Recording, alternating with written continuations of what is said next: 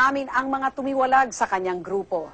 Bakit nga ba nagkasanga-sanga ang daan ng mga taga ang dating daan?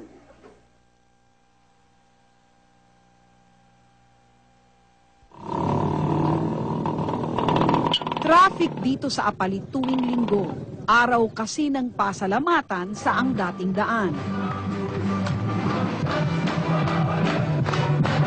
Ang ibig lang sabihin, marami rin talaga ang nananalig sa kanyang mga turo.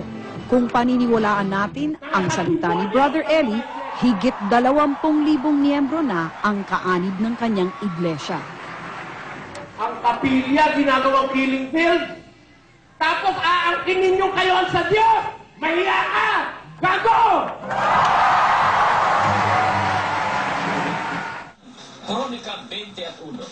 Ayon kay Bert Miranda, ang itinuturong leader ngayon ng breakaway group ng ADD, mahal si Ingkong ng kongregasyon.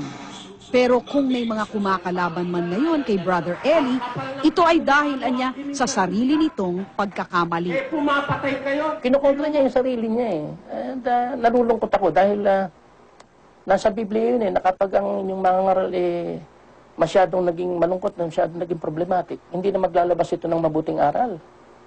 Kaya nga kami nun, ingat na ingat kami sa magkaroon siya ng problema eh.